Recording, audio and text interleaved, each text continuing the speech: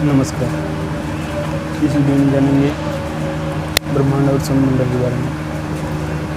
The universe and solar system.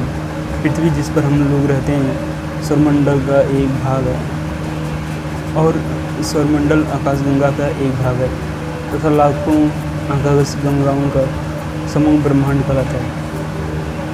अर्थात सूक्ष्म अणुओं से लेकर विशालकाय आकाशगंगाओं तक के सम्मिलित रूप को ब्रह्मांड कहा जाता है। सौरमंडल संपूर्ण ब्रह्मांड का एक हिस्सा है। इसकी रचना निहारिका नामक एक विशाल गैसीय पिंड से हुई है।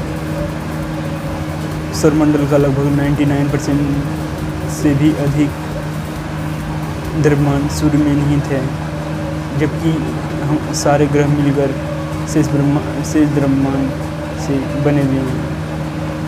अवधारणा कंसेप्ट। टालेमी की जियोसेंट्रिक अवधारणा के अनुसार पृथ्वी ब्रह्मांड के केंद्र में है तथा सूर्य एवं अन्य ग्रह इसकी परिक्रमा करते हैं। कोपरनिकस ने टालेमी की अवधारणा का खंडन किया है तथा हेलियोसेंट्रिक अवधारणा का प्रतिपादन किया, जिसके अनुसार ब्रह्मांड के केंद्र में सूर्य है तथा पृथ्वी एवं अन्य ग्रह इसकी परिक्रमा करते हैं।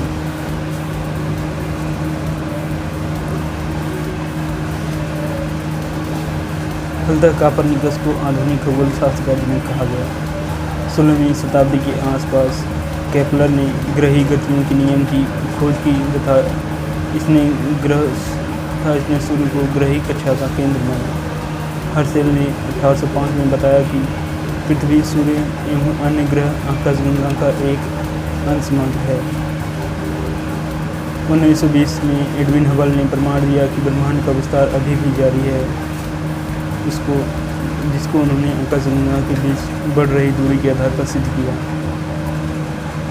ब्रह्मांड की उत्पत्ति। The origin of the universe. ब्रह्मांड की उत्पत्ति के विषय में 4 प्रमुख सिद्धांत हैं। इसमें बिग बैंग सिद्धांत सर्वाधिक प्रचलित एवं मान्य है। इसे विस्तारित ब्रह्मांड सिद्धांत भी कहा जाता है। इस सिद्धांत का प्रतिपादन जॉर्ज लेमेंत्रे ने किया एवं बाद में रॉबर्ट वेगनर ने 1967 में इस सिद्धांत की व्याख्या प्रस्तुत की।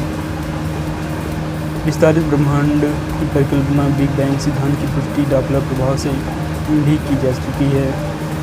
इस सिद्धांत के अनुसार ब्रह्मांड लगभग 13.7 अरब वर्ष पूर्व भारी पदार्थों से निर्मित एक गोलाकार सूक्ष्म पिंड था, जिसका आयतन अत्यधिक सूक्ष्म और ताप व घनत्व अनंत था। बिग बैंग की प्रक्रिया में इसके अंदर विस्फोट और ब्रह्मांड की उत्पत्ति हुई। विस्फोट के फलस्वरूप अनेक पिंड अंतरिक्ष में बिखर गए, जो आज भी गतिशील अवस्था में हैं। इसके साथ ही समय, स्थान एवं वस्तु की व्युत्पत्ति हुई। कुछ अरब वर्ष के बाद हाइड्रोजन एवं हीलियम के बादल संकुचित होकर तारों एवं आकाशगंगाओं का निर्माण करने लगे। बिग बैंग घटना के पश्चात आज से लगभग 4.5 अरब वर्ष पूर्व सौरमंडल का विकास हुआ, जिससे ग्रहों तथा उपग्रहों का निर्माण हुआ। होयल ने इस परिकल्पना के विपरीत स्थिर अवस्था संकल्पना स्टेडी स्टेट थ्योरी के नाम से परिकल्पना प्रस्तुत की। इसके अनुसार ब्रह्मांड का विस्तार लगातार हो रहा है, लेकिन इसका स्वरूप किसी भी समय एक ही जैसा रहा है। लेकिन वर्तमान में बिग बैंग सिद्धांत को ही सर्वाधिक मान्यता प्राप्त है। निहारिका एवं आकाशगंगाएँ। गैलेक्सी एवं नेबुला। आकाशगंगा के निर्माण की शुरुआत हाइड्रोजन गैस से बने विशाल बादलों के संचय से होती है। इसे निहारिका कहा जाता है। इस बढ़ती हुई निहारिका में गैस की झुंड विकसित हुए। झुंड बढ़ते बढ़ते घने गैसीय पिंड बने, जिनसे तारों का निर्माण हुआ। गुरुत्वाकर्षण बल के अधीन बने तारों, धूल कणों एवं गैसों के तंत्र को ही आकाशगंगा की संज्ञा दी जाती है। आकाशगंगा में विभिन्न प्रकार की विकिरण निकलते रहते हैं। इसमें अवरक्त किरणें, गामा किरणें, रेडियो तरंगें, एक्स किरणें,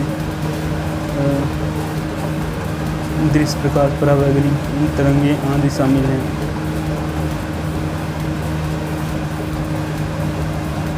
हमारा सौरमंडल जिस आकाशगंगा में स्थित है उसे मंदाकिनी कहते हैं। यह सर्पिलाकार है एवं कई आकाशगंगाओं के वृहद समूह का एक सदस्य है जिसे स्थानीय समूह कहते हैं। इसमें 3 घूर्णनशील भुजाएं एवं एक केंद्र हैं। केंद्र को बल कहा जाता है जिसमें एक ब्लैक होल पाया जाता है। गुरुत्वाकर्षण के कारण यहाँ तारों का सर्वाधिक संकेंद्रण होता है। मंदाकिनी की तीसरी भुजा में नए तारों का जन्म होता है, जबकि हमारा सौरमंडल मध्यवर्ती घूर्णनशील भुजा के में स्थित है।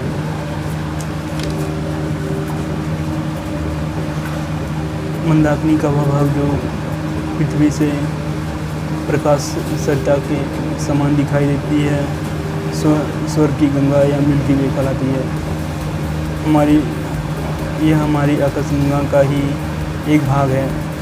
मंदाकिनी के सर्वाधिक पास स्थित आकाशगंगा एंड्रोमेडा है, जो सौरमंडल से लगभग 22 लाख प्रकाश वर्ष दूर है। अरियन नेबुला हमारी आकाशगंगा मंदाकिनी का सबसे शीतल तारों का क्षेत्र है। आकाशगंगा में बढ़ती सड़क नियम के प्रतिपादक एडविन हबल थे।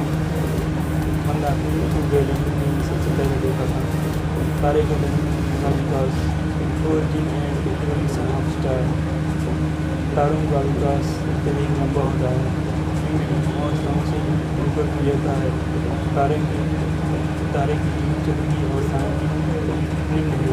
ब्रह्मांड में उपस्थित गैसों के कणों बादलों का गुरुत्वाकर्षण के कारण आकाशगंगा के केंद्र में नाभिक संलयन शुरू हो जाता है। हाइड्रोजन हीलियम के बादल में बदलने के कारण तारों का निर्माण होता है। इन बादलों को स्टेलर केमिस्ट्री कहा जाता है।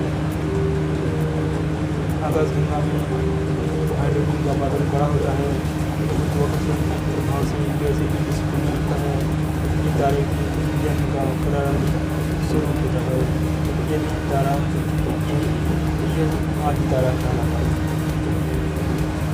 यदि तारा इस होने पर गैसों के बादल में परमाणु में टक्कर की संख्या बढ़ने से हाइड्रोजन के हीलियम में बदलने की प्रारंभ हो जाती है। इस अवस्था में आदि तारा बन जाता है। तारा प्रकाश उत्पन्न करने वाला केंद्र होता